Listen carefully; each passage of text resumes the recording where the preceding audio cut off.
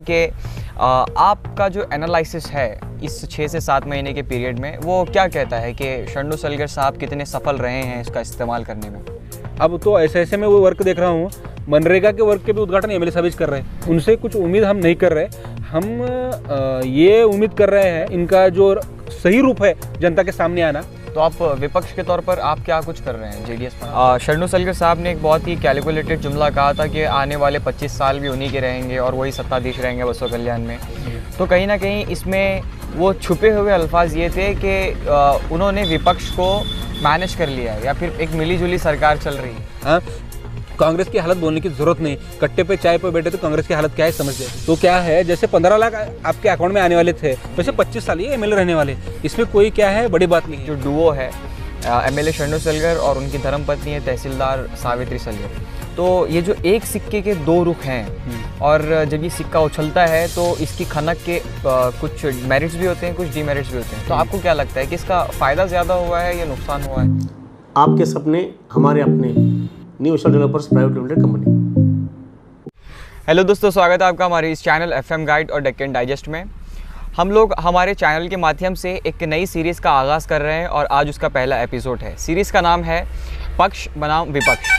आप जानते हैं कि किसी भी देश को, एडमिनिस्ट्रेशन को चलाने में जितना रोल पक्ष का होता है उतना ही विपक्ष का होता है। और बसों कल्याण बाई इलेक्शन के बाद एमएलए शरणु सलगर के तकरीबन 6 से 7 महीने का अरसा गुजर चुका है और इस अरसे को, इस वक्त को वो कितना सही इस्तेमाल कर पाए हैं और कितने कुछ इसमें खामियां रही हैं, ये जानने के लिए आज हमारे साथ जुड़े हुए हैं जेडीएस के वर्किंग प्रेसिडेंट आकाश खंडाले साहब। मैं आपका बहुत खुशामदीद करता हूं आज के इस सेशन में। तो चलिए पहले सवाल के साथ आगाज़ करते हैं। पहला सवाल मेरा यही रहेगा कि आपका जो एनालिसिस है इस 6 से 7 महीने के पीरियड में वो क्या कहता है कि शरणु सलगर साहब कितने सफल रहे हैं इसका इस्तेमाल करने में? देखिए, इनको मिला ही 18 महीने का समय है जी। उसमें से जिस तरह से शरणु सलगर साहब बसों कल्याण में आए, उसके बाद जो लेवल से उन्होंने इलेक्शन किया, उनके जो मैन पावर, मशीनरी पावर और मनी पावर का गलत इस्तेमाल करके जो इलेक्शन उन्होंने जीते, वही तभी हम समझ गए थे कि जो भारतीय जनता पार्टी के एमएलए बने हैं शरणु सलगर साहब, इनमें क्या है, एक कहीं ना कहीं हमको सामाजिक ईमानदारी जो है उसकी कमी लगी। और उसके तहत क्या है, वो आज भी क्या है, कोई भरीव काम के ऐसा नहीं दिख रहा। जो पहले नारायण साहब के जो वर्क थे उसका जो उद्घाटन कर रहे हैं, खुद के क्या है नए वर्क का उद्घाटन करते हुए मैंने नहीं देखा। अब तो ऐसे मैं वो वर्क देख रहा हूँ, मनरेगा के वर्क के भी उद्घाटन एमएलए साहब कर रहे हैं। तो मैं नहीं देख रहा हूँ कि कुछ नया काम हो रहा है। और दूसरी बात क्या है, हम शरणु सलगर साहब जो बसों कल्याण के एमएलए हैं, जो भारतीय जनता पार्टी के सेकंड एमएलए बन गए बसों कल्याण के, उनसे कुछ उम्मीद हम नहीं कर रहे। हम ये उम्मीद कर रहे हैं कि इनका जो पीरियड है 18 महीने का, ये 18 महीने में ये ज़्यादा से ज़्यादा इनका जो सही रूप है जनता के सामने आना, कि जनता को समझने चाहिए कि कुछ ना कुछ उन्होंने गलती उन्होंने की है, ऐसा समझना, ये हम अपेक्षा कर रहे हैं। तो आप विपक्ष के तौर पर आप क्या कुछ कर रहे हैं जेडीएस पार्टी? हाँ, ये बात आप सही बोलिए। देखो, हमारा काम क्या है, सवाल पूछना, सिस्टम से सवाल पूछना, एमएलए साहब से सवाल पूछना और बाकी से सवाल पूछना। हमने क्या है, वारंवार क्या है, जब हमको लगा नेशनल पॉलिसी पे रहने दो, स्टेट पॉलिसी पे रहने दो, महंगाई का इशू रहने दो, हमने क्या है मेमोरेंडम दिया, स्ट्राइक किया। किसानों का जो इंश्योरेंस का इशू था तब हमने स्ट्राइक किया, इंश्योरेंस बसों कल्याण तालुका में नहीं आ रहे थे। जहाँ जहाँ क्या है हमारे कार्यकर्ता को तकलीफ हो रही थी, उसके लिए रिस्पेक्टिव एडमिनिस्ट्रेशन को हमने सवाल पूछा। और बसों कल्याण के एमएलए शरणु सलगर साहब ने, जब हमको ऐसा लगा कि पक्षपात कर रहे हैं, तब भी हमने रिस्पेक्टिव लोगों को पूछने का काम हम कर रहे हैं। तो विपक्ष की जो भूमिका रहती है कि सिस्टम से सवाल करने का, कार्यकर्ताओं को न्याय देने का, जनता को न्याय देने का, वो काम करने का कहीं ना कहीं हम काम कर रहे हैं, ऐसा हमको लगता है। जी, अगला सवाल मेरा ये है कि शरणु सलगर साहब ने एक बहुत ही कैलकुलेटेड जुमला कहा था कि आने वाले 25 साल भी उन्हीं के रहेंगे और वही सत्ताधीश रहेंगे बसों कल्याण में। तो कहीं ना कहीं इसमें वो छुपे हुए अल्फाज ये थे कि उन्होंने विपक्ष को मैनेज कर लिया है या फिर एक मिलीजुली सरकार चल रही है। तो इस पर आपका क्या कुछ कहना चाहेंगे? इनका जो कैलकुलेटेड जुमला था कि अगले 25 साल आने वाले उनके हैं। देखिए, मैं तो ऐसा बोल रहा हूँ, शरणु सलगर साहब 25 क्यों बोले, आप 50 बोलना था। बोलने को क्या बोल सकते हैं? हाँ, 50 बोलना था, 75 बोलना था, 100 बोलना था। एक इंसान को क्या बोलना इसमें बड़ी बात नहीं है, वो कुछ भी बोल सकते हैं। तो क्या है, जैसे 15 लाख आपके अकाउंट में आने वाले थे, वैसे 25 साल ये एमएलए रहने वाले, इसमें कोई क्या है बड़ी बात नहीं है। अब मैं कैलकुलेशन के ऊपर आता हूँ, कास्ट बेस और कास्ट कैलकुलेशन की अगर हम बात करी जाए तो इन्हों जो सोचकर बोल रहे हैं या इन्हों जो कैलकुलेशन डाल रहे हैं कि जैसे बाई इलेक्शन में हमको क्या है पूरे के पूरे वोट मिल गए, अपर कास्ट के वोट मिल गए, बैकवर्ड कम्युनिटी के वोट मिल गए, माइनॉरिटी को थोड़े वोट मिल गए, जो ये बाई इलेक्शन की बात कर रहे हैं, अगर उसके हिसाब से अगर बोलते रहेंगे तो उनका सबसे बड़ा भ्रम है, क्योंकि बाई इलेक्शन और आने वाले जनरल इलेक्शन में है बहुत फर्क रहने वाला है। और दूसरी बात क्या है, बोले विपक्ष मैनेज करने वाले। देखिए कांग्रेस का तो पता नहीं मुझे वो मैनेज हुए नहीं हुए, लेकिन मैं खुद हमारे पार्टी के लिए हम जो समय दे रहे हैं, पार्टी के लिए जो हम काम कर रहे हैं, जेडीएस पार्टी ना मैनेज होने वाली है, ना जेडीएस पार्टी का कोई लीडर इनसे ये कर रहे हैं। हम इनके पॉलिसी के खिलाफ, इनके खिलाफ और हर वक्त इनके जो काम के खिलाफ नज़र रखे हुए हैं। और हम जब भी ऐसा लगा कि विपक्ष का रोल अदा करना है, हम इनसे सवाल पूछने वाले हैं, हम रोल अदा करने वाले हैं। जी, एक और भी बहुत बड़े काफ़ी डिस्कशन इस मुद्दे पर हुआ है। एक जो डुओ है एमएलए शरणू सलगर और उनकी धर्मपत्नी है तहसीलदार सावित्री सलगर, तो ये जो एक सिक्के के दो रुख हैं, और जब ये सिक्का उछलता है तो इसकी खनक के कुछ मेरिट्स भी होते हैं, कुछ डीमेरिट्स भी होते हैं। तो आपको क्या लगता है कि इसका फ़ायदा ज़्यादा हुआ है या नुकसान हुआ है? देखिए, अब इसके दो पॉइंट ऑफ व्यू है। जो अब तहसीलदार मैडम जब बसो कल्याण में आए थे, आने के बाद बसो बच्चों को भी पता है कि उनके वजह से कितना ग्राउंड शरणू सलगर साहब को रेडी हुआ, उनके वजह से कितने जो गवर्नमेंट एम्प्लॉयज़ है उनका डायरेक्ट इनडायरेक्ट सपोर्ट उनको मिला, कितने गवर्नमेंट टीचर्स का, आंगनवाड़ी सेविका का या बाकी जो बीएलओ है उनका सपोर्ट कितना मिला, ये क्या है उनको सबको बच्चों को पता है। तो मेरिट्स उनके लिए होगा, लेकिन डी मेरिट सामान्य जनता के लिए हुआ।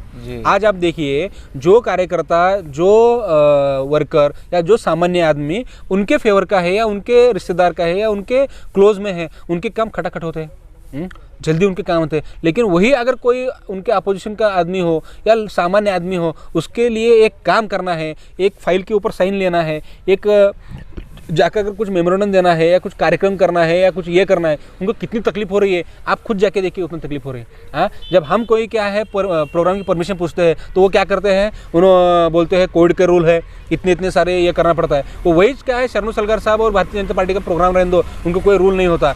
500 लोग बैठ सकते हैं, 1000 लोग बैठ सकते हैं, उनके एमपी साहब आने के बाद 2-2 हज़ार लोग आ सकते हैं, उनके कोई रूल लागू नहीं होता। तो कहीं ना कहीं ये जो पक्षपात जो है चालू है, जनता देख रही है। और क्या है, जनता सबसे बड़ी रहती है।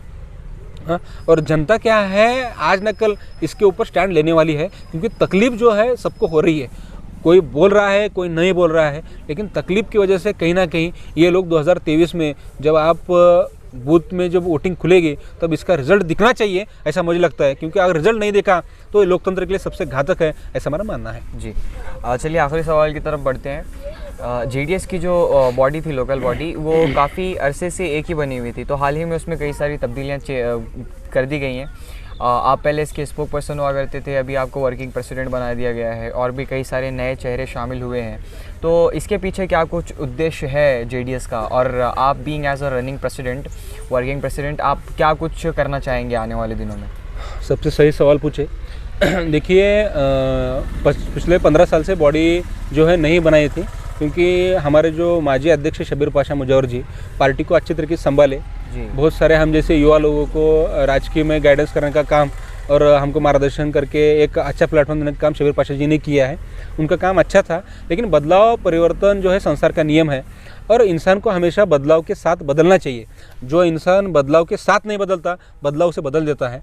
तो बाई इलेक्शन होने के बाद पार्टी हाईकमांड का ऐसा लगा, ना सिर्फ लोकल बॉडी, पूरे स्टेट से क्या है पूरी बॉडी डिसॉल्व कर दी थी और नई बॉडी बनाने का था। नई बॉडी बनाने के बाद शबीर पाशा साहब को ऊपर स्टेट में देकर इधर क्या है नए चेहरों को लाना था।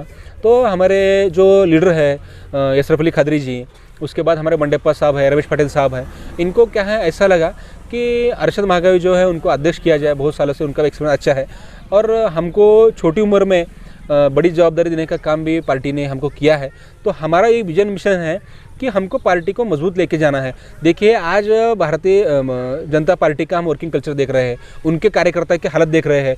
एक महीना नहीं होता एक कार्यकर्ता छोड़ के जाता है, एक महीना नहीं तो कार्यकर्ता छोड़ जाता है, तो एक महीने कार्यकर्ता छोड़ते हैं। जो लोगों ने शरणू सलगर साहब के लिए दिन रात काम किए, वैसे ही ईमानदार कार्यकर्ता भी परेशान होकर आज जाग रहे हैं।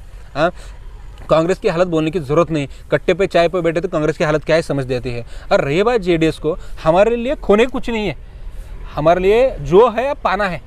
हाँ, हमारा जो ग्राउंड था, हमारा जो वोट बैंक था, हमारा जो क्या है नाम था जेडीएस का था, उसको वापस लाने के लिए हमको पार्टी दी है। तो हम क्या करने वाले, फर्स्ट क्या है, हम सभी समाज को जोड़ने का काम करने वाले। क्योंकि शरणू सलगर साहब को क्या माइंडसेट हो गया है, अपर कास्ट वोट मेरे है, बैकवर्ड वोट मेरे हैं, ओबीसी वोट मेरे हैं, मुसलमान के थोड़े वोट अब 30% वोट में ले तो बोल रहे हैं। उनको जो ये जो गलतफहमी है वो दूर करने के लिए हम सबसे पहले क्या काम करने हैं, तो लिंगायत होने दो, मराठा होने दो, backward, most backward, other backward, उसके बाद क्या है एससी, एसटी और माइनॉरिटी, ये जो हर कम्युनिटी में जो लोग नए तरीके से सेकुलर माइंडसेट वाले जो पार्टी से जुड़ना चाहते हैं, उनको हम तहे दिल से वेलकम करने वाले हैं, उनको जोड़ने वाले हैं, एक मजबूत संगठन निर्माण करने वाले हैं। और हमारा उद्देश्य यही रहेगा कि जेडीएस पार्टी के सिंबल से आने वाले वक्त में ना जात देखते हुए, ना धर्म देखते हुए, ना कोई भी क्या है पैसा और ये बाकी जो चीज़ें हैं उसको न देखते हुए पार्टी फर्स्ट है। और पार्टी की जो विचारधारा है, आइडियोलॉजी है, सामाजिक न्याय की भूमिका, सभी को लेके जाने की भूमिका, और जो हमारे पॉलिसी है देवेगौड़ा साहब की और कुमाराना की,